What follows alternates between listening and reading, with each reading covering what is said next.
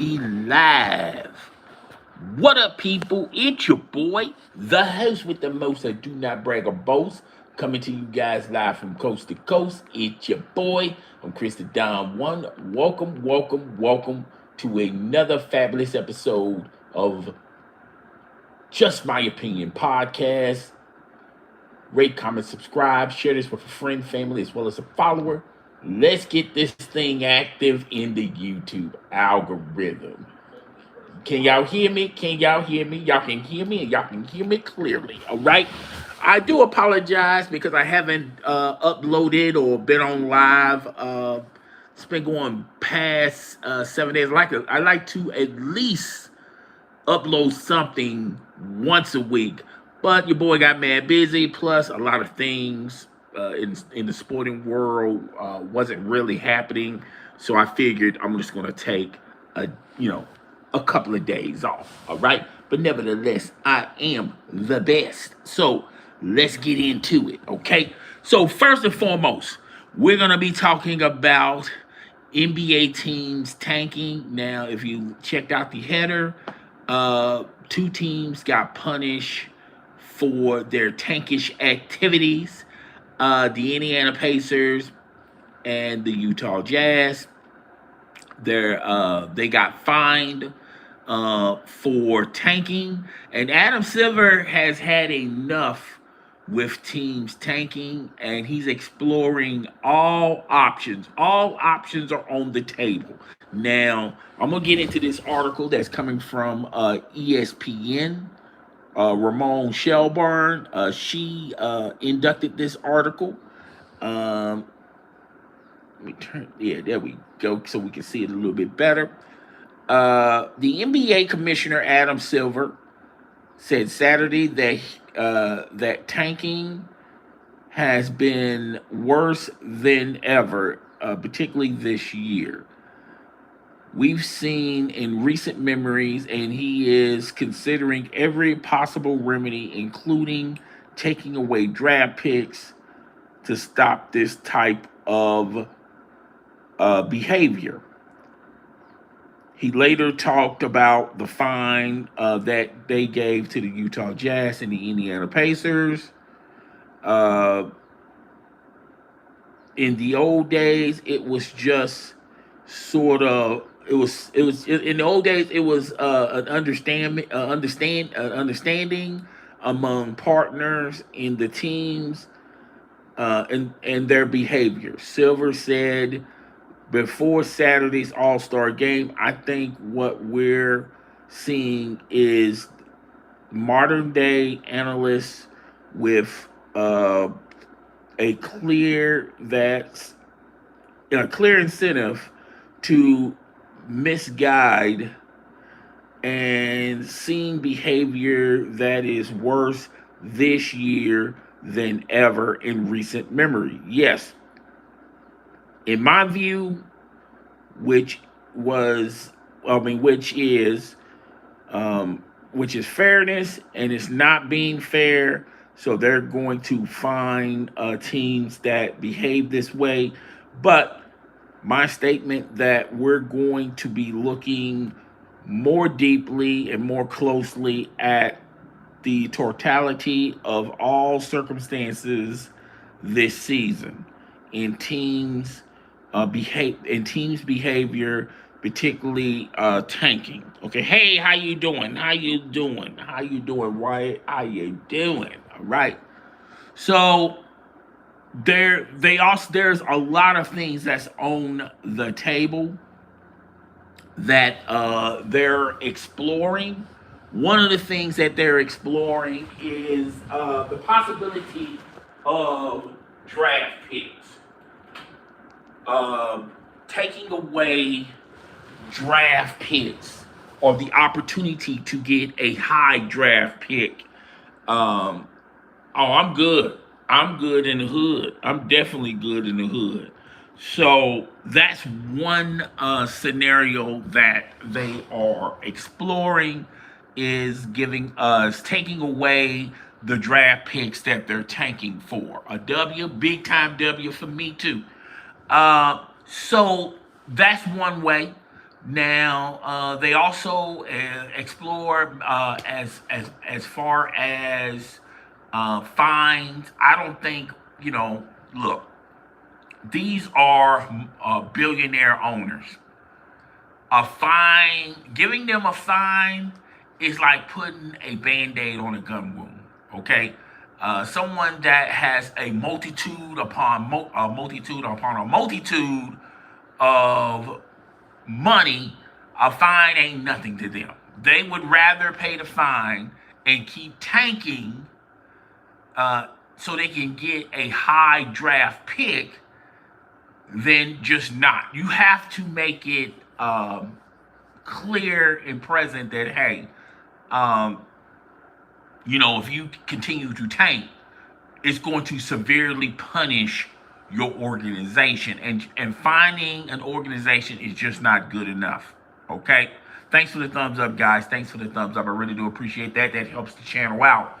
So, Mark Cuban said something very interesting when we're talking about tanking. And I'm going to read the article, what Mark Cuban said. And what Mark Cuban said is kind of interesting. Okay, I'm not saying that it's wrong. I'm not saying it's right, but I am going to um, read what Mark Cuban said. Mark Cuban explains why NBA should embrace tanking after the commissioner fined teams and not condoning it. Okay. So after the NBA commissioner Adam Silver said last weekend that tanking is the worst that it has ever been in recent memory, Mark Cuban believes he and the league office should embrace it. The NBA recently fined the Utah Jazz. We talked about that in the Indiana Pacers, who combined record is 33-78. They fined both of these teams for sitting healthy players. Adam Silver said last weekend he is considering every possible remedy to combat this. But Mark Cuban, who is um, admitting to tanking in the past, posted on X why the NBA should embrace teams not putting their best foot forward to gain something in the future.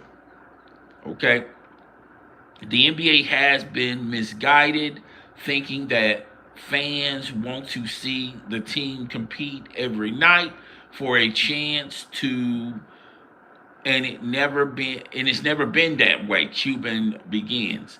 Uh, when I got into the NBA, they thought they were in the basketball business. They aren't. They are in the business of creating experiences for the fans. Uh, Fans can remember the scores of a fan can remember the score from a game, from the last game they saw or they went to. They can't remember the dunk or the shot. I don't understand why he said that. They can't remember the dunk or the shot. What they remember is who they were with, their family, friends, and dates. That's what makes the experience special. Okay, I'm just going to end it right there because I don't know what the hell Mark Cuban is talking about. I do, just like in any other type of entertainment or just anything in particular, you're going to have hardcore fans and casual fans. I think Mark Cuban is referring to casual fans that just go to the game and they just want to experience the adventure of the game. Okay, they're going for other reasons besides rooting for their favorite player or for their favorite team. I think now I'm not saying all casual fans are in that boat, but I do feel like there's a lot of casual fans that just go for the experience, just to get away. It's like going to the movies. Just you're not going to the movies to see the art of acting or how well the movie was written or directed. You're just going to the movies for the experience. Believe it or not, there are people that go to these movies and they want to. They go to it for much more of a reason than just the experience. And I do feel like there are casual. I feel like Mark Cuban is talking about very casual fans that just go for the experience. And to be perfectly honest with you, that is more of a rich, wealthy viewpoint. I do feel like there are fans who just go for the experience. They don't necessarily care about anything else. They don't care about the standings. They don't care how die serious this game means to the team or not serious for the team. They're not going to see, they don't mind seeing their favorite player, but they just go for the experience. Okay, and that's cool and all right. I'm not saying that casual fans are, it's nothing wrong with being a casual fan, but you do have hardcore fans that go for much more. Just like hardcore goers, like, and I've I watched a podcast, and this is a gaming podcast, and the host of this podcast suggested that the reason why the gaming industry, hey, how you doing? How you doing? How you doing? All right. Appreciate you coming by. Appreciate you coming by.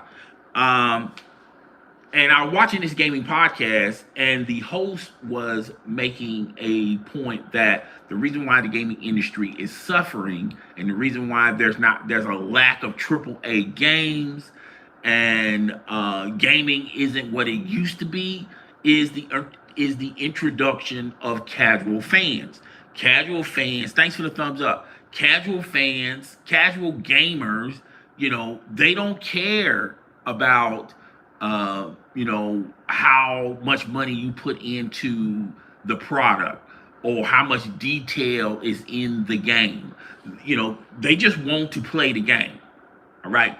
And a lot of casual fans are, and that's why, Fortnite is so popular. Fortnite is not a heavily demanding game graphic wise. It doesn't have an enlightful story. It's just a game that you just plug in, you go, you shoot, you have a wonderful time, and you just move on. Okay, the Call of Duties, the NBA 2Ks, the Maddens, that's pretty much what casual gamers go to. Those are their go-to games. And that's why a lot of gaming companies, a lot of gaming publishers are trying to find games similar to that background. Okay. Not every gaming company is going to be like Rockstar. They're not going to have over 1,000 workers and make Grand Theft Auto heavily realistic, heavily detailed, and all that jazz. They just want to put a game on the market, and particularly a game that can make them money with their online services. All right. And the host was saying, well, this is what's hurting the gaming industry. This is why the gaming industry is not moving forward. And this is why the games have been lackluster or below average, or just not interesting for hardcore gamers, because the gaming industry is pretty much catering to the casual gamer. Now, let's just look at this on retrospect on what Mark Cuban is saying. What Mark Cuban is saying is, and he's not saying it in no disrespectful way, but I'm just going to say what he's really saying. He's basically saying there's not enough hardcore sports fans that's going to keep our business alive. So why are we, uh, trying to cater to them? There are more casual sports viewers than hardcore sports fans. So let's just cater to the people that matter, which is there's more casual sports fans, and they're not concerned about the team. They're not concerned about the team, making it to the playoffs. They're not concerned about the team making it to the championship or the finals. It's great if they do, but if they don't, it's fine. They're going to the games, they're paying their money, and they are going mainly for the experience, to be with their family, to hang with their neighbors, or to hang with their friends, okay? To drink beer and wine, it's more so wine, and just, hey, look, I'm here because I'm enjoying the experience. And they don't even care about the scoreboard, okay? Like Mark Cuban is saying, okay? So that's what Mark Cuban is pretty much saying. He's saying Adam Silver, he's saying the NBA, cater to the casual fan. The casual fan's not concerned about tanking. They really don't care. They don't really give a rat's ass, okay? The teams that were fine, which was the Indiana Pacers and the Utah Jazz, that casual fan base is still going to buy the tickets when the Lakers come in town, when the Lakers come to town, when Luka's there, when the Golden State Warriors come to town, when the Milwaukee Bucks come to town. As long as the stars are coming to their town, they don't care if their team win, lose, or draw. They want to be in awe. They want to be in the experience, okay? They don't care about the details. They don't care about the standings. They don't care. It's great if they make it to the playoffs. They'll still continue to buy the tickets and to watch the games. It's great if they go to the championship. They will continue to do that, okay? But win, lose, or draw, they're going to continue to do that. Now, hardcore fans, they're more concerned about, hey, look, this is competition. We should have some type of balance with competition. We can't allow one team to just reap all the rewards and the other teams just suffer. There are some hardcore Utah Jazz fans, and there's some hardcore, believe it or not, some hardcore Indiana Pacer fans that want to see their team win a title. Believe it or not, I know you don't believe this, but believe it or not, there is some hardcore fans that won't, or like the Memphis Grizzlies. There are some hardcore Memphis Grizzly fans that want to see their team win the title. So they want a competitive balance. They want a fair balance. They want the opportunity to have a chance for their team to be very competitive in the season, make it to the playoffs, advance as further as the playoffs they can. If they make it to the finals, they're getting their wish. Okay? And hardcore fans are saying, look, if y'all will continue this tanking, it's already out of hand. And if we're tanking for the best player and we get the best player, and then the organization say, you know what? We got one good player. Let's get two good players. Let's tank again.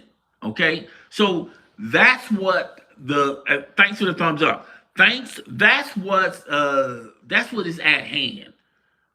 Competition. Competition is dying in the NBA. Not so much in the NFL. Major League Baseball, the competition is there, but it's not at a strong level. Okay. But there is competition. But as far as professional basketball, the National Basketball Association, competition is dying. Thanks for the thumbs up. It's dead as a doornail. And it's been dying for a long, we have taken competition out of being competitive. Players do not want to be, competitive. Players won't. Now I'm talking about the last generation. When you're talking about Steph Curry, We can talk about LeBron James. We can talk about Kawhi Leonard. We can talk about Draymond Green. We can talk about Kevin Durant. We can talk about Kyrie Irving. We're going to talk about him in a few minutes. We talk about that generation of players, competition wise, they don't want to compete against each other. It's a likable society. Oh, you're my friend? Well, I'm your friend. Here's my agent. Won't my agent be your agent? Hey, let's play together in the off season. Let's work out in the off season. Social media. You have social media? I have social media. You want to follow me? Okay, I'll follow you. Oh, you got a podcast? Great, I got a podcast. Let's join each other's podcast. It's kumbaya. Let's not, and that's what's going on in the NBA. It's too much of I want to be your friend instead of, hey, I want to compete against you. There's only one spot. I want that spot. Okay. The tanking started with the San Antonio Spurs. They wasn't the first team. They wasn't the only team, but there were teams like this what started this stuff. The San Antonio Spurs also started the resting their good players so they can be ready for the playoffs. LeBron James, when he was with Cleveland, he was doing this. When he went to Miami, he was doing this. Okay. So, a lot of people say, well, y'all don't jump on the Spurs and Greg Popovich when he was resting his players. Y'all don't jump on the Spurs when they were tanking to get those players. Okay. So why are y'all jumping on these teams that are getting good players, just like what the Spurs did in the past? Okay. But the majority of the time, the Spurs were competing. The majority of the time, the Spurs were winning titles. Name any of these teams that are tanking now that are even sniffing the titles. That's not what's going on, okay? And it's all because of this era of, I want to be your friend. I don't want to be your enemy. I want to follow you on social media. Can you follow me on social media? Okay, it's this kumbaya. It's too much kumbaya in the NBA. And I'm not saying it's an organization's fault. I'm not saying it's a player's fault, but Adam Silver should take full responsibility of this, because when you had the opportunity in the past to correct these things, you didn't. You sat back on your lawns and say, hey, look, the NBA is profitable. The NBA it's got the highest ratings. Everything is good. Super teams, everybody. So what if everybody wants to be on one team? That's great for the league. I remember Adam Silver having a statement like this. And now you created this monster, Adam Silver, and now you want to stop this monster. You want to stop the ball rolling down the bottom of the hill. It's too late now. It's an avalanche right now, Adam Silver. It's your fault. You should take ownership in what's transpiring now. You didn't think that this was going to get worse?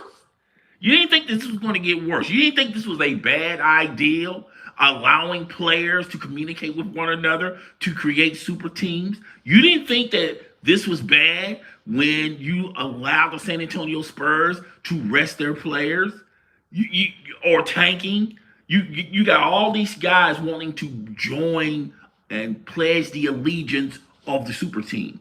Okay, you did all this. Okay, that's why when you look at the salary cap, they had to be very creative.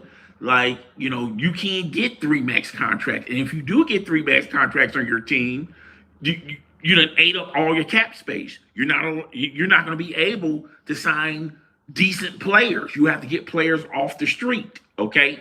So they made it difficult to get a 3-headed super team monster in today, but it's a little too late now. Okay. But Adam Silver, you deserve full responsibility of this. And if he doesn't if he don't button this up real fast, he won't be the commissioner long. Because look, everything's good when you got the highest ratings. Everything's good when you're making money. Everything's good when you're getting that TV deal and you're spreading your product out to other networks and they're giving you money hand over fist. Everything is good. Everything is great when you can, say that, hey, when I was commissioner, the TV deal, we had a better TV deal. The ratings were through the roof. We're making money hand over fist. It's great. It's all good. Okay. But when them owners start losing money, and you starting to see a lot of owners are selling their teams. Michael Jordan, he's not the minority owner no more. He sold a lot of his stake in his team. Okay, Mark Cuban gave up the Dallas Mavericks. Now there's talk that he wants to buy them back, but a lot, the Bus family, they gave up the majority. They just gave up their organization. I mean, um, they have something to hold on, but they don't have full control over the Los Angeles Lakers. They sold the Los Angeles Lakers to this billionaire. Okay, and this is going to be trending. A lot of teams, when they start losing money, millionaires don't like losing money. They would rather sell than continue to lose money. Okay. And that's what's pretty much going on. And this makes the league bad. This makes, the league not in a good space right now. And Adam Silver he sees the writing on the wall. If he continues to allow this tanking, then this is what ultimately is going to happen. It's going to affect your brand. It's going to damage your brand. And owners, when they start losing money, it's bad. When they start losing money, owners start communicating with one another like, hey, look, we're not making the money. These investments are not profitable. Okay. And the ratings are low. We're not sure we're going to get another hellified TV deal when this TV contract is up. The future looks very uh, grim for the NBA. Hey, look, we need to uh, plug this up. Okay, we're sinking right now. We need to hurry up and plug this up. Maybe we need somebody else that's going to, uh, you know, see what the ownership needs. Okay,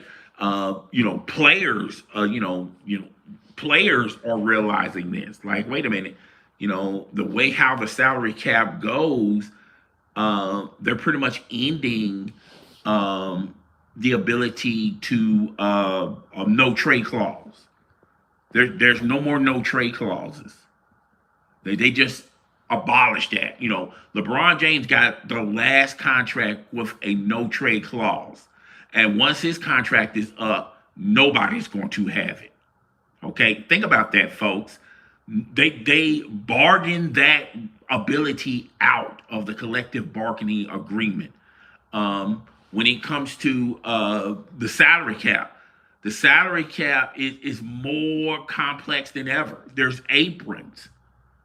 There's different aprons. If you're on a certain tier, you can only get so many. You can only do so little to make your team better. Okay, it's a little bit more difficult. They just eliminated super teams. You cannot have a super team unless two of those players take less, and that's not going to happen. That's never going to happen, particularly if they're superstars. Okay, if they're superstars. So yeah, this looks bad. Adam Silver said he's exploring all options. Now I have a solution. I think I have a solution. I have a solution for Mr. Adam Silver. I have a solution for the NBA, particularly with their tanking. I think I can eliminate tanking. Okay? And just hear me out. So first and foremost, um, you if a team wants to tank, you should just allow that team to tank. If they want to sit there, good players or not, be willing to win the game, that's fine. But like I work at this corporation, and at the end of the year, we get raises and bonuses. And this is how, and it's like a tier of things that you have to qualify to get a raise and a bonus. First and foremost, the first thing is the performance of the company. How much money our company makes factors in on us getting a raise, and it only factors 2%. I think it's 2%, 10%. It's a small number. It's a small, minute number. Okay, so the company's performance, the sales have to be great, and they are great. They're extraordinary. Okay, but then another thing that they factor in is attendance. If you call out a lot in a year, that could jeopardize you from getting more money for your raise. So if you're a worker that calls out a lot, that's that can cut your bonus and your raise. Okay, so it's the performance of the company, its attendance, and then it's recommendations. Like all the bosses, the leads, and the boss, management team, and then the leads. They all give you a letter grade. Every last one of them give you a letter grade. So it's not just one person. Everybody gives you a letter grade. So you might have one boss that thinks you're great, and they'll give you an A. But then there's this other boss that you probably call out a lot on. You're not very dependable, or you're not a very good worker. They may grade you lower. So they take all these grades, and based on the grades, that's your percentage of your raise, or if you're eligible for a bonus. So we get our raises and our bonuses in March. So somebody can literally be extraordinary on all of those three tiers and get a great raise and a super bonus. But then somebody that works next to you, may not get the grade from management, might get much less than you. Or someone who's always calling out may get less than the person that you dig what I'm saying. So if you look at it with the NBA, I feel like the NBA should do this. Look, hey man, you want to tank, that's fine. If you want to tank, that's cool. You should still allow the record to dictate, somewhat dictate on whether or not they're going to get a high raise. I mean, a high, be able to get a high draft pick. Okay, but that's one factor. Another factor is being competitive. Are you putting your best players in ball games? So it should be like, you're looking at the best players. And if they're not in the first or the last quarter, I say the first and the last quarter. And like if you want to, hey, like this is the fourth quarter. Hey, look, let's not put our best player in there. We want to lose this game. Okay, the minutes. If they don't have a lot of minutes in the first and the last quarter, that should also hurt you as far as getting a high draft pick. Okay, so that way it eliminates resting players. That eliminates you. Like if you will have to really try having your best player out there on the court. Now I know someone's going to say, well, what if they put their best players on the court in the first and the fourth quarter, but they don't run no plays for them? I do feel like in the beginning, players are going to somewhat, if the coach say don't try, we're not gonna run no plays for you, this, that, and the third. But when you start playing in the beginning, you're gonna try to, hey, the the reason why I'm out here is, I know my minutes matter and they factor in whether or not we get a high draft pick. But then that player's going to be on that court. He's going to say, hey, look, if I don't perform to the best of my ability, then it hurts me in the long run, particularly getting a contract from this team because because the organization can look at it as well. You've been playing, but you haven't been playing. Your performance isn't at a great level, so we have to give you this type of contract. So I do feel like there are players out there saying, "Hey, look, I gotta perform on an all time level. I can't take plays off if I'm on the court. Not I gotta do this not only for my team that I'm currently playing with, but I also gotta do this for the future. Like, what if I want to go to another team? What if there's no options on this team and I have to go look elsewhere? Well, those other teams, they're going to dictate on how much money I'm going to get from that other team by what? My performance. So your performance matters. So yeah, I feel like that's another thing that will help, as far as teams just all the way tanking, is you have to have your best players playing in the first and the fourth quarter, and then you can go by their minutes. If their minutes are cut in half in the first and the fourth quarter, you can penalize that team. And yeah, we'll look at your standings, but we'll take points off if you didn't utilize your best players in the first and the fourth quarter. I do feel like that would help. That means organizations are going to have to still be competitive. Even if they're tanking, they're still going to have to be competitive. All right. And another thing I would do is the amount of balls you get, ping pong balls in the lottery. So you give more ping pong balls if teams are cooperating, if they're not tanking, and they happen to just lose games, and they have their best players in the first and the fourth quarter. Okay? They haven't been fined, they haven't been punished. You haven't been, every time you find a team, you take ping pong balls away. Every time they're not playing their best players, you take ping pong balls away. Okay?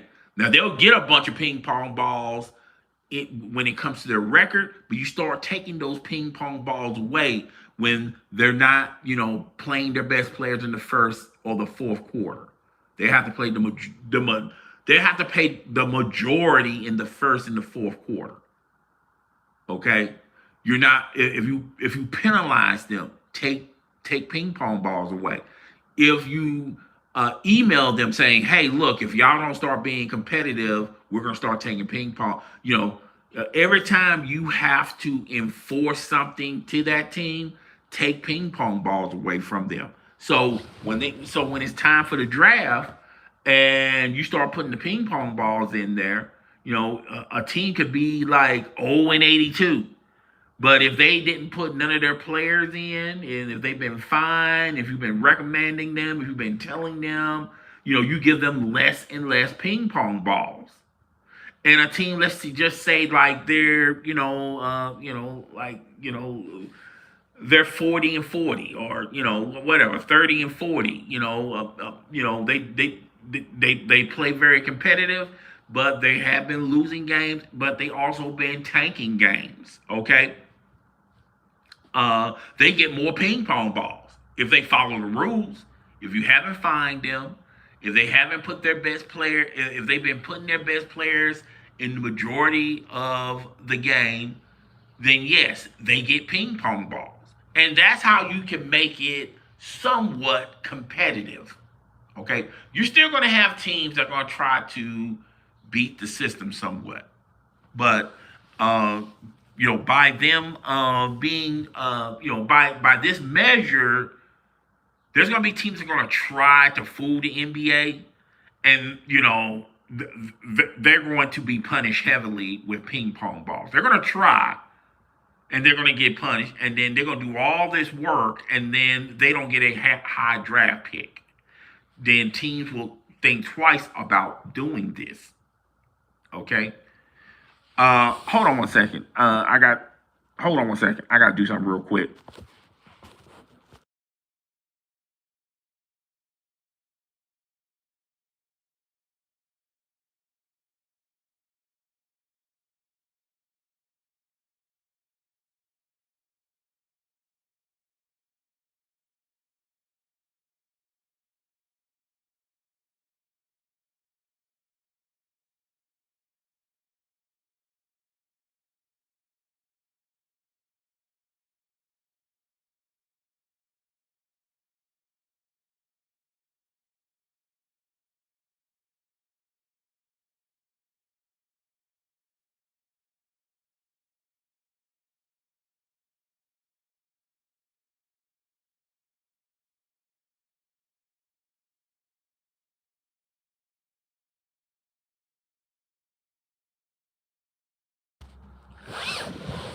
Okay, I'm back. I'm back. I'm back. So the next topic we're going to talk about is, the Michael Jordan controversy. So Michael Jordan's racing team won, and I'm not familiar with NASCAR, but I think they won the Wilson Cup or whatever. Like I said, um, I'm not familiar with NASCAR, but I'm gonna read this article. But this did go viral on social media. Everything goes viral on social media. If anyway. So NASCAR Tyler Reddick is mum on the viral moment with Michael Jordan and his son. Handler shut down question. Okay. So Tyler Reddick has no interest in revisiting the viral victory lane moment involving his son and Michael Jordan, with a member of his team shutting down the question before it can even get off the ground. Okay. With the controversy still swirling on social media, TMZ Sports asked NASCAR star directly on Tuesday about the interaction involving his 6-year-old son and Michael Jordan following the Daytona 500 victory. But his camp is immediately in deflect mode. Okay, we're not going to talk about that. Reddick rep interject when pressed on about the controversy. A full stop. The now viral clip is chaos on a post racing celebration show. Jordan, who's the co-owner of Reddick's team, appears a playful grab or tapping the child during the celebration. Okay.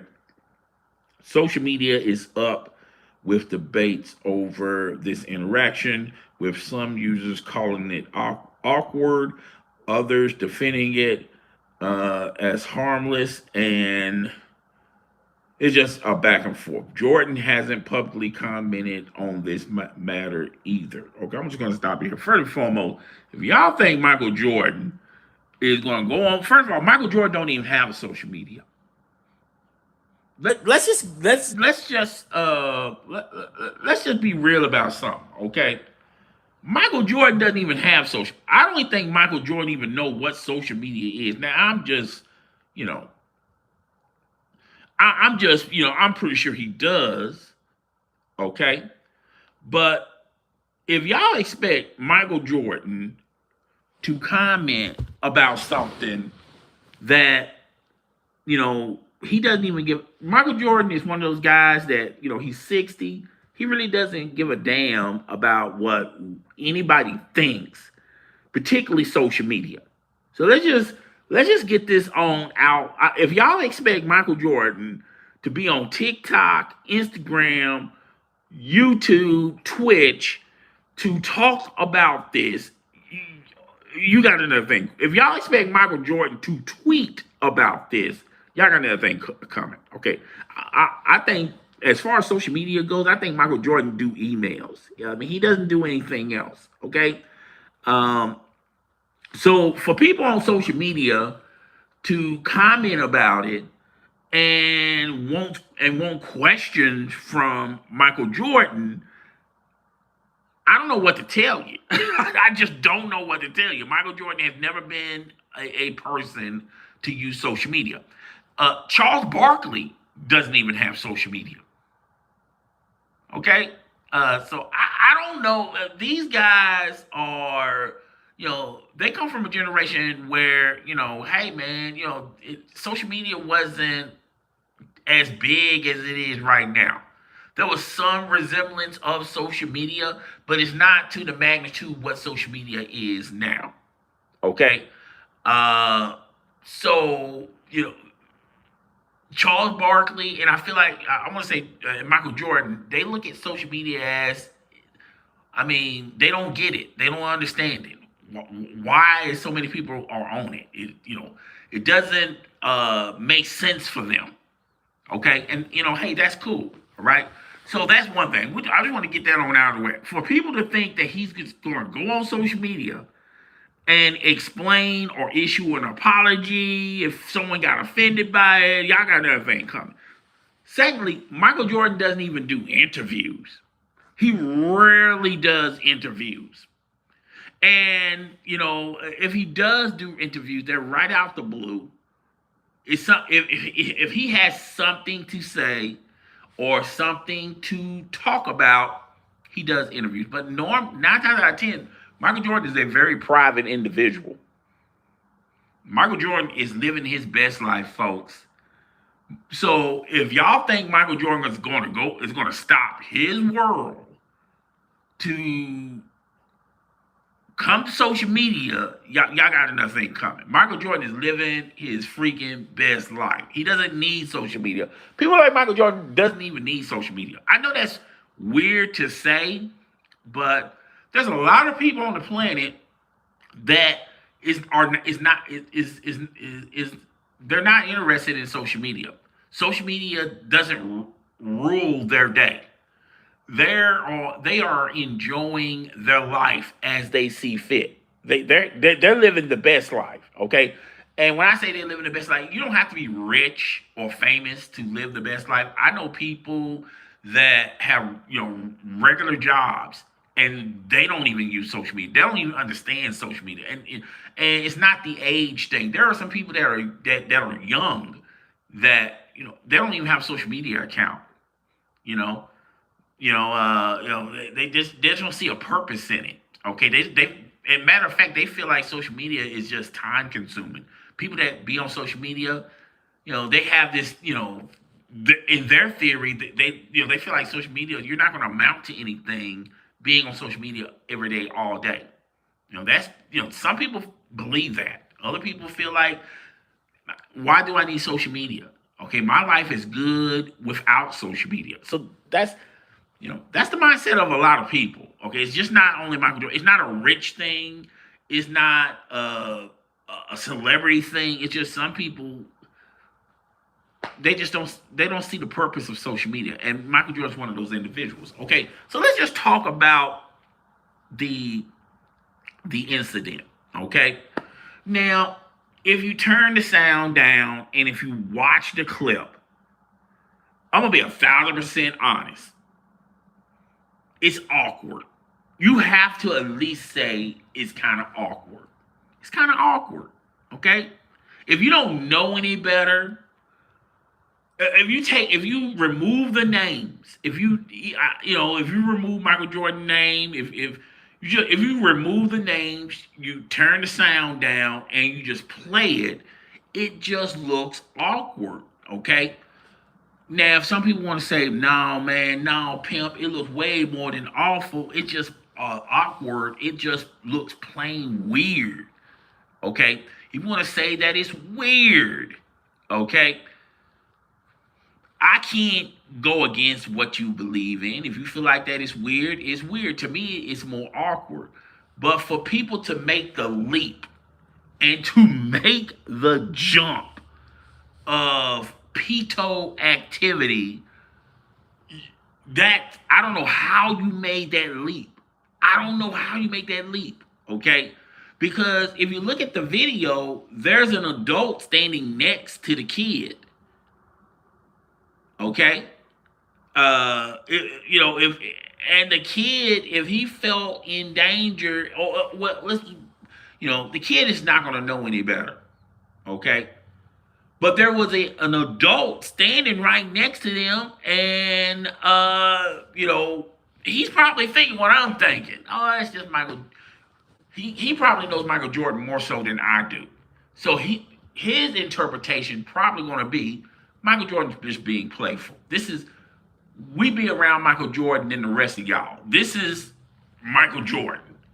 You know, y'all look at Michael Jordan as MJ 23, Chicago Bull. Ding, ding, ding, ding, ding, ding. Y'all don't have no interactions with Michael Jordan.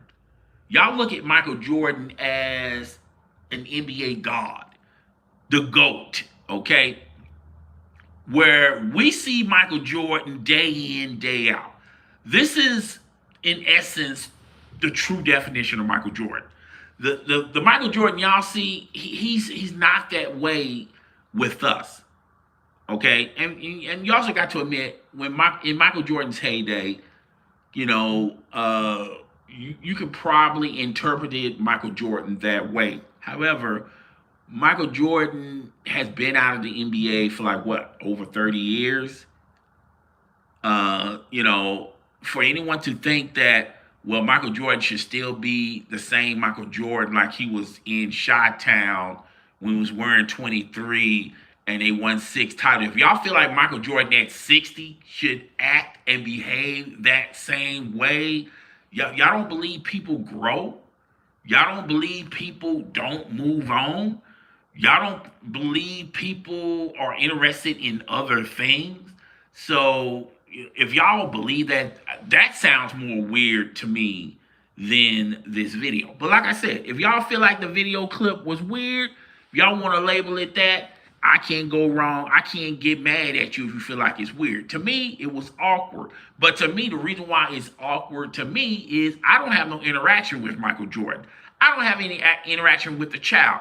I don't have any interaction with the father. However, if you look at the video, there was a grown adult standing like right next to the kid, and he didn't find it awkward. He didn't find it awkward. So that guy has probably been hanging around Michael Jordan.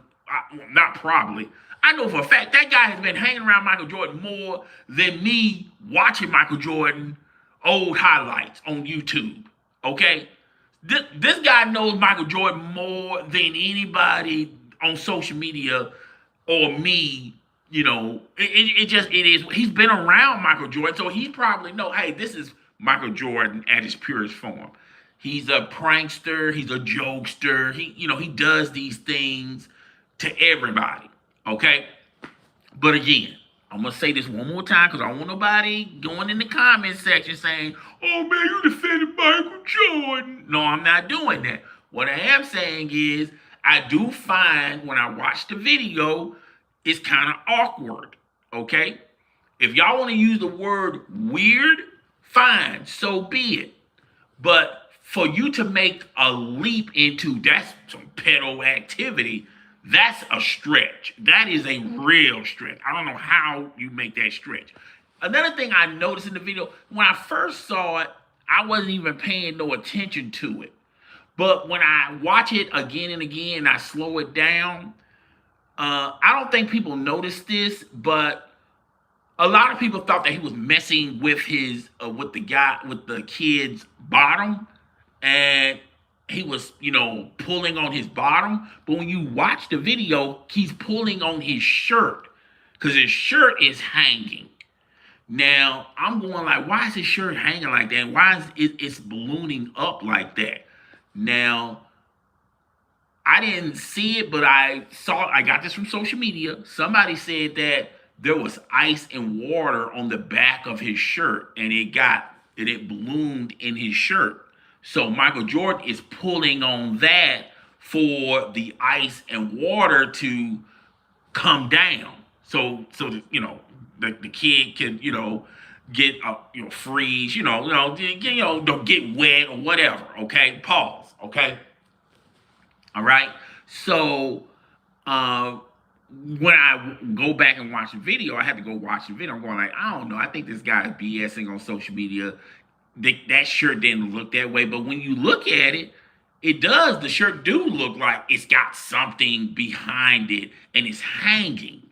Okay, and I think what Michael Jordan is, and like I said, I wasn't there.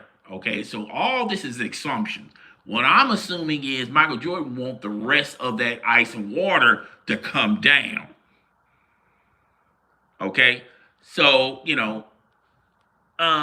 y'all want to say that it's weird, it's weird. If y'all want to say it's weird, fine. Use the word weird. I say it's kind of awkward, but the reason why I'm saying it's awkward because I don't have any interactions with Michael Jordan. But guess what? Those people have plenty of interactions with Michael, and they don't see a problem with it.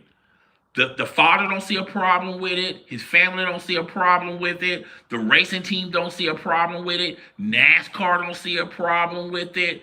But particularly the people that see Michael Jordan on an everyday basis don't have a problem with it. The only people that have a problem with it is people that have no interaction with Michael Jordan, have no interaction with this racing team. You know, the funny thing about it is most of the people on social media, I'm going to say about 85% of the people on social media, don't even know Michael Jordan owns a NASCAR racing team.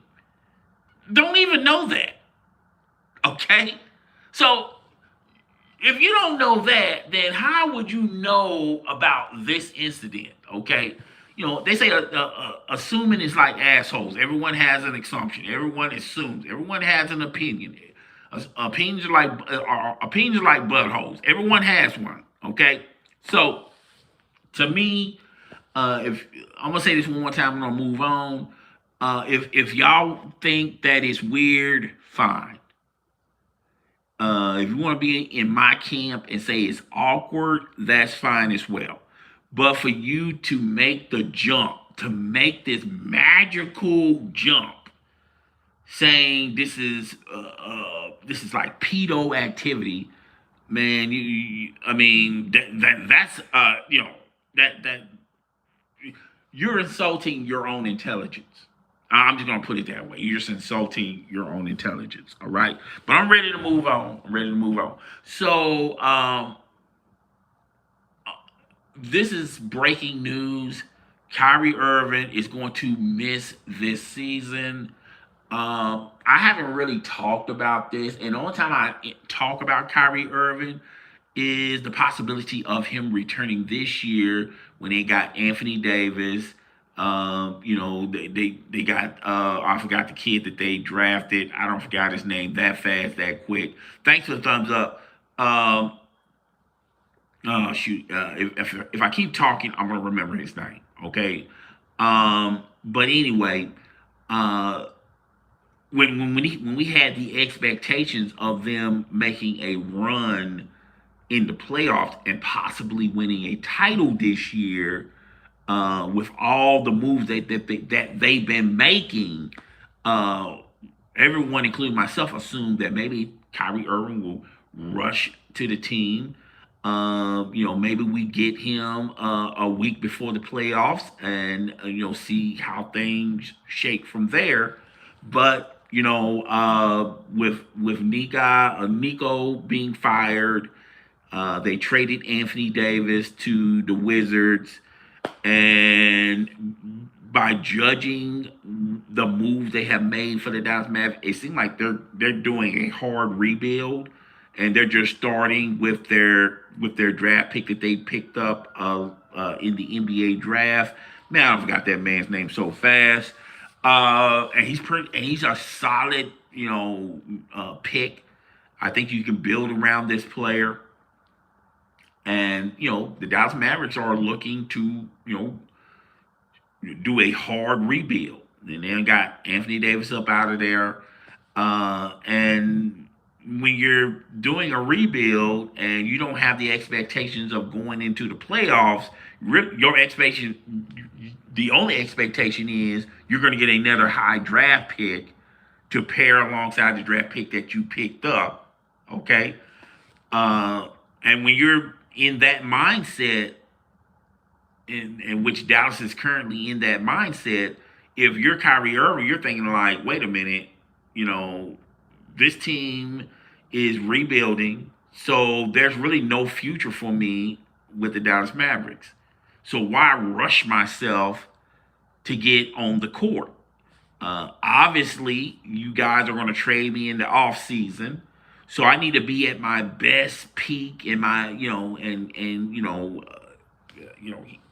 make sure that everything is okay before I return on the court, because there's a high possibility that I'm going to be traded, which I do feel like he's going to be traded. Um, where he's going to be traded, I don't know, but hopefully it'll be a contending team. Who knows? He might get traded to the. I'm going to go ahead and say it. Who knows? He might get traded to the Lakers because of the money that they're going to free up when LeBron James is off the book. I'm about to say Michael Jordan. When LeBron James is off the book, they got a lot of money to play with, and Kyrie Irving can get some of that money, maybe for a 1 year deal, maybe a 2 year deal, at least a 2 year deal. Okay. So yeah, so that was no big surprise. Mark Stern reported that on X. I did talk about Kyrie Irving, but only when the Dallas Mavericks were contenders. They're no longer contenders now. So okay, so we're gonna move from that story. Another story is I don't think this was a major story, but nevertheless it was a story that the Los Angeles Lakers are considering bringing back LeBron James on his final uh, year, because next year he's definitely retiring, and they just only want to bring him back for his retirement tour. Now, the reason why I want to talk about this is I think this is bull hockey. I think this is nothing but grade A cow manure bullshit. Okay, and I think they're just using this as, hey, we don't want our fans to cancel their tickets. If the fans that are interested in LeBron James, we don't want you to cancel your tickets. All right. I don't know if there's a lot of them or if there's a few of them, but they do want to give fans hope that they are trying to work with bringing LeBron James back. Also, you got to look at it as this way. You know, if I don't know why I want to keep saying Michael Jordan, because we just talked about Michael Jordan. But if LeBron comes back to the Lakers, then it's going to be, he knows that he's going to be at a reduced role, and it's going to be reduced money. Plus, it's definitely going to be Luka's team. They're going to build around Luka. I think that's somewhat interesting for LeBron James. He don't want to uproot and move his family because his family is in Los Angeles. I think he would kick the tires around on that theory, but it'll be very difficult for him to say no to the Lakers if they get Kyrie. And I think they can get Kyrie from the Dallas Mavericks. I don't think the Dallas Mavericks are going to ask much. They just want to get Kyrie Irving off their books because they're rebuilding, and they're looking at it as, look, we got to play Kyrie next season. So why Cooper Flag? Why have Cooper Flag? Kyrie really not the future of the Dallas Mavericks, and we could just trade him to a team that a contending team, and he always wants to play with Los Angeles, and he always wants to play with LeBron. And if you look at LeBron's options, now I know people talking about him going back to Cleveland. I really don't see the Cleveland option unless he's willing to take a massive pay cut, because they're over the salary cap. They theoretically they don't have money. It would have to be a sign and trade where the Lakers sign him to a deal, then trade him to the Cleveland Cavaliers. So you have to ask yourself, if you're LeBron James, do you want your final season? I think, okay, yeah, look, I know it's him going back to Cleveland, his last year. He wants to play with his the Cleveland fan base, the team that drafted him, the city that he's born and raised in. I know that sounds wonderful and beautiful and all that, but y'all do realize that they do have Donovan Mitchell, they have James Harden, they have some players, and LeBron will have to figure that out. Or does LeBron stay in La La Land? He doesn't have to move his family. Well, his family won't move back to Cleveland. I think he still has his home in Cleveland. I think they'll go to Cleveland for just that one season, and then they go back to La La Land. Or do you go in La La, or you return to Los Angeles, play with Luka again? Which, I'm gonna be honest with you guys, the combination of LeBron and Luka, it doesn't make a lot of sense to me. So they're virtually the same player. They have the same issues. Both of them can't play a lick. At this state, LeBron is not at his prime, so he's not going to utilize a lot of energy on the defensive side, which means that LeBron will be a liability on defense. Okay, and Luka definitely ain't gonna play no defense. Okay, so would you going back to the Lakers? You're gonna get less money. Well, you was gonna get less money with the Cleveland Cavaliers anyway, but you're gonna get less money with the Lakers, and the possibility of playing if the Lakers can get Kyrie Irving. Could you imagine Kyrie Irving, Luka, and LeBron James? Now, plus the other now, I do think that Austin Reeves, if they get Kyrie, LeBron, and Luka, then I don't see a future with Austin Reeves with the Lakers. Because the Lakers are going to have to make a decision. You're going to have to give Austin Reeves some real money. I mean, you're going to have to give him star type money. Not superstar money, but star type money. Okay, there's a difference between a superstar and a star. Austin Reeves has proven he's a star. He's very important to the Lakers. All right? But if you got Kyrie, you got Luka, and then you got LeBron, there's not enough pause for Austin Reeves. So that means that you're going to probably have to trade Austin Reeves. And that could be something that you can sweeten the pot with the Dallas Mavericks. Okay, well, if we take Kyrie and his contract, then you take Austin Reeves and give him a contract. So they're going to save money on the books, theoretically, for Austin Reeves. That Austin Reeves money don't have to, that's money that they can also play with as well with the Lakers. You dig? Now Ayton, I feel like he's gone. The Ayton experiment didn't work out as planned, so I think he's going to move elsewhere. Austin Reeves will definitely have to move, because if you get he only moves if you get Kyrie Irving in a trade. It'd be great if you can keep Austin Reeves, get Kyrie, get LeBron on a reduced contract, and then you got Luka. But that's way too many guys that's going to want that ball. Even at the state LeBron's in, LeBron can still give you 18 points. We'll just say 18 points, okay? He can still give you 18 points. Consistently, no, but he can give you 18 points.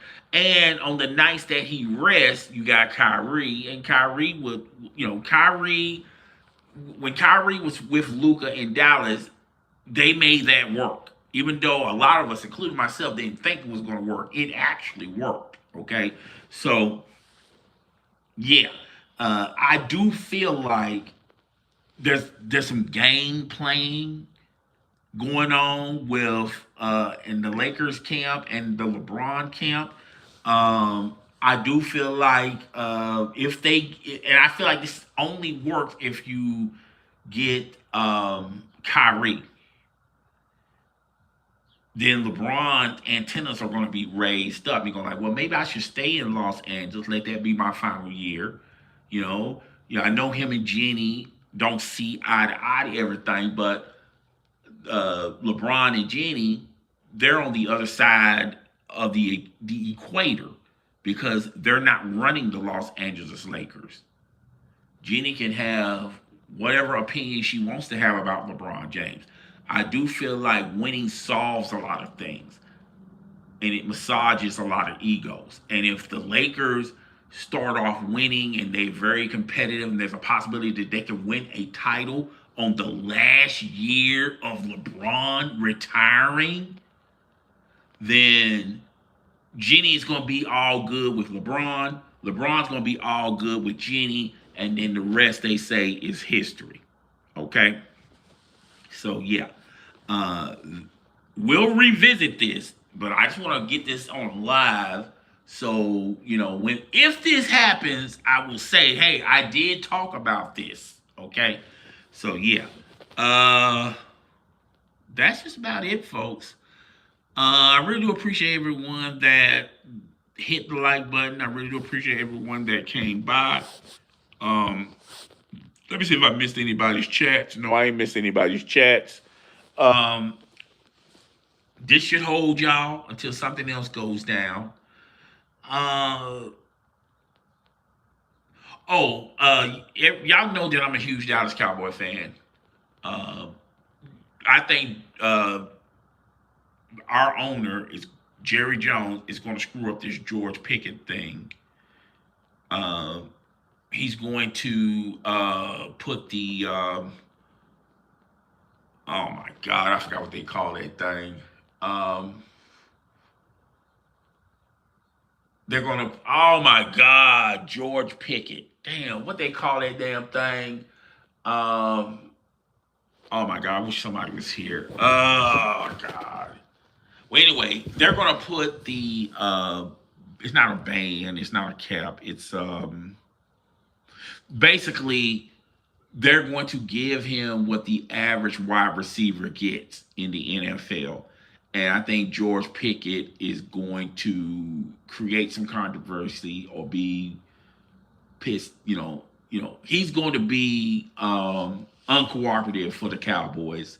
Now there is a report out there that said that he missed the team bus, he missed a lot of meetings.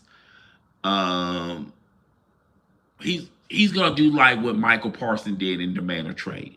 Now, the difference between him and Michael Parsons, Michael Parsons is a once in a lifetime generational player. Okay, they don't make Michael Parsons on the tree. There's not trees everywhere of Michael Parsons. He's unique.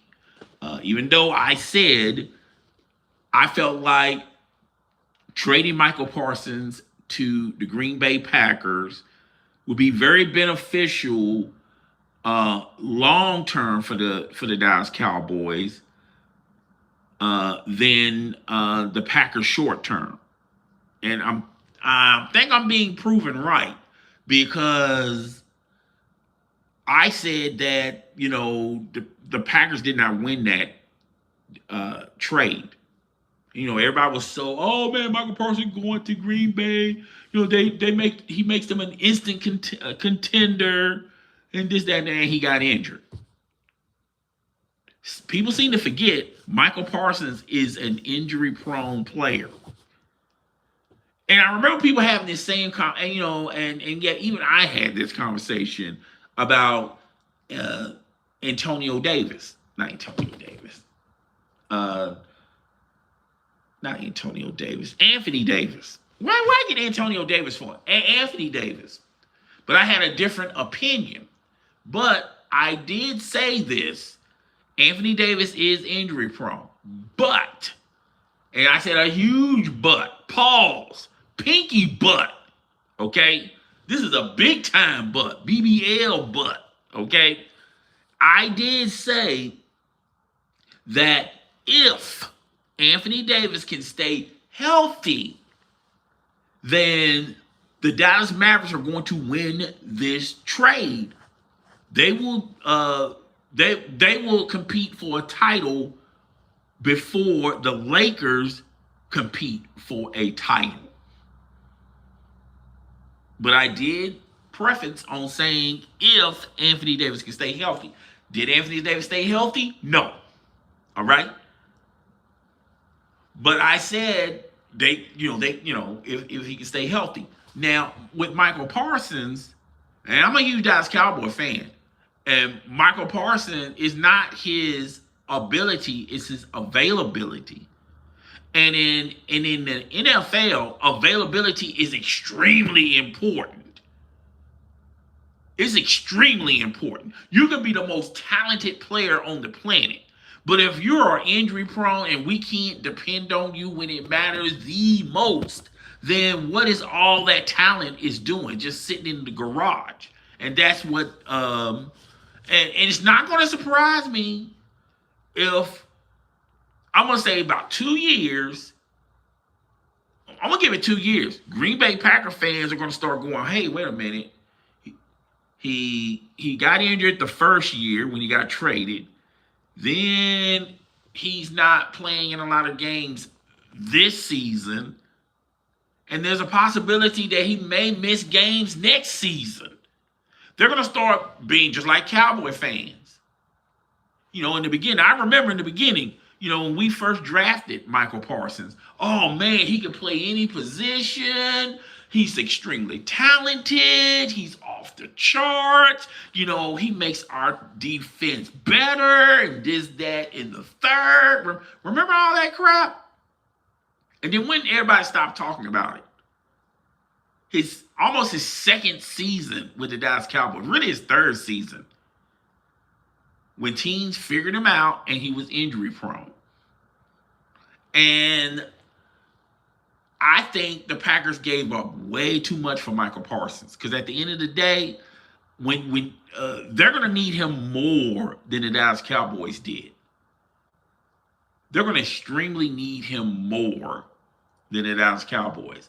And when he shows that, hey, look, he's going to be injury prone, you're going to have to respect that. He's not going to be able to play a full season. That's what, when he was with Dallas, that was my expectation with Michael Parsons. Hey, I know he's going to be injured, but I'd rather for him to be injured earlier in the season than late in the season. That's the type of time I was on. Hey, Michael Parsons, I'd rather have Michael Parsons injury early in the season than late in the season. And that's pretty much what the mindset Packer fans are going to be. But I don't think Packer fans are going to have that mindset. After 2 years, they're going to be like, hey, man, we need to move on from this guy because this guy is never on the field. So, it is what it is. But back to Pickett.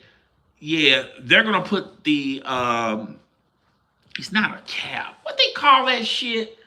Not an apron. Anyway, when Jerry Jones does that, George Pickett is going to be kicking up dust. He's going to be pissed off about it. And he's going to be a problem for the Dallas Cowboys. And if he was missing meetings and missing getting on the bus when he's trying to prove himself to get this money, what y'all think he's going to do when the season starts? Y'all think he's going to change when he gets the money, not the money that he wants, but they're going to give him what the standard wide receiver gets in the NFL? Okay, obviously he wants more. He feels like he deserves more.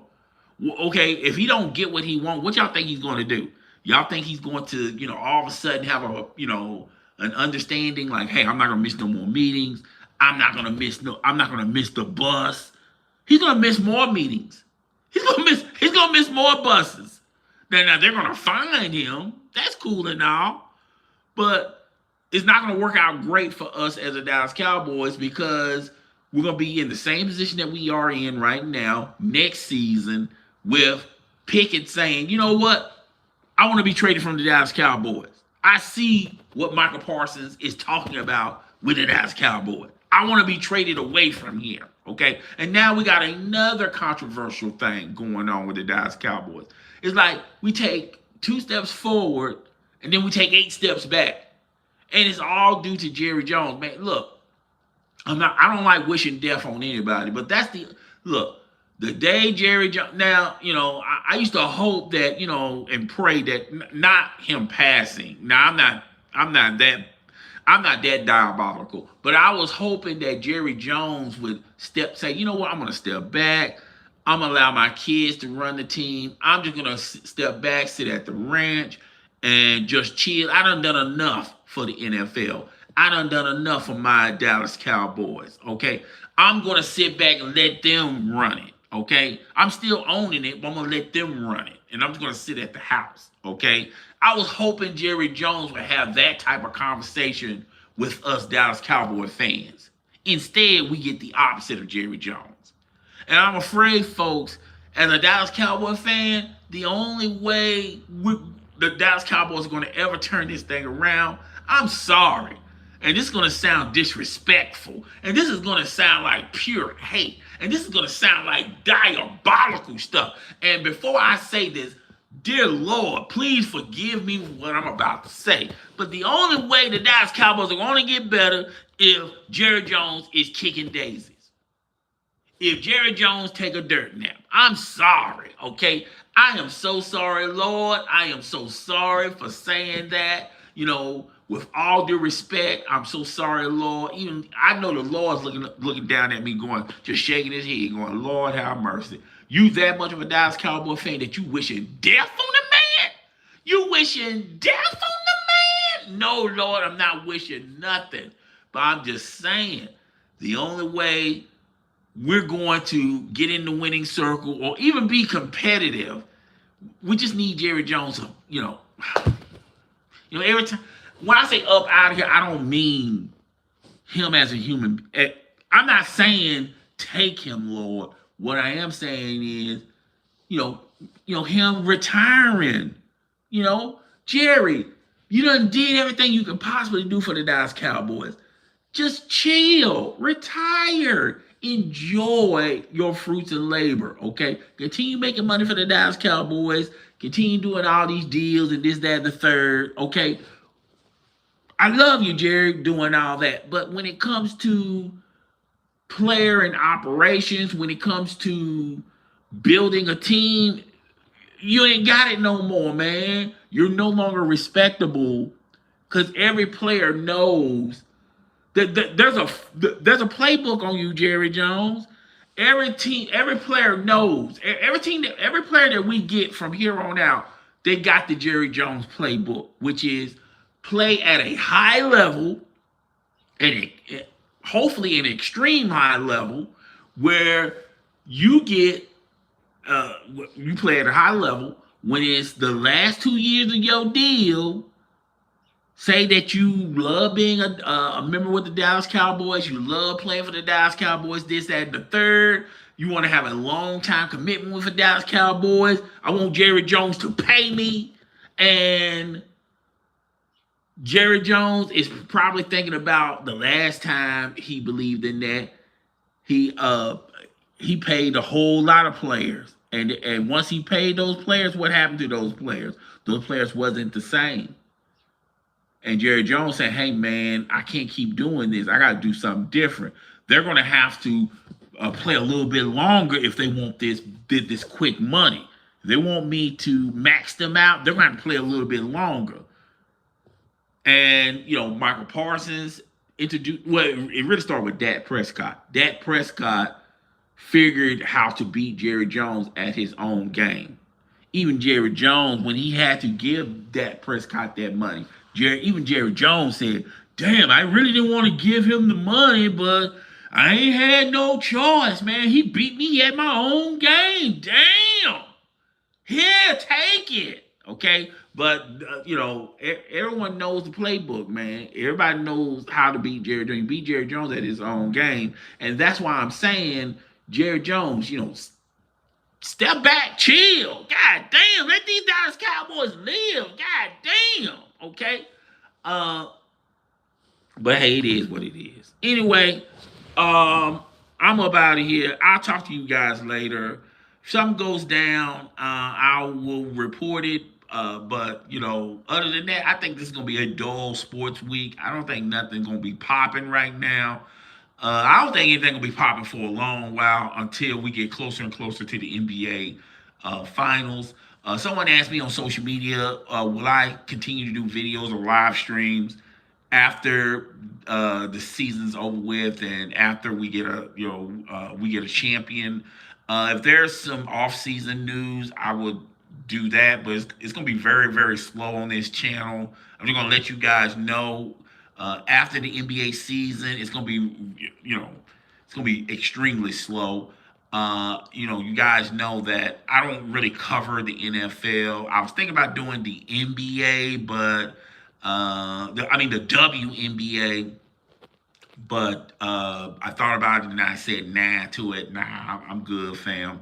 But and they may not even have a season. Okay, so let's just keep it a solid buck. Okay, but yeah, it's gonna be dry, but I'm gonna try to do my best to come with videos and live streams. If something breaks in the off season, we still got the NBA draft, we still got free agency, we still got the rumor mills, and this, that, and the third, Discord or social media. We'll talk about those rumors and things of that nature, but other than that, that's pretty much it. I know there's a lot of sports channels, they continue to talk nonstop. Some sports channels on YouTube, they do like 3 or 4 videos a day, do 2 live streams a day. I'm not doing that. I'm just not doing that. Okay.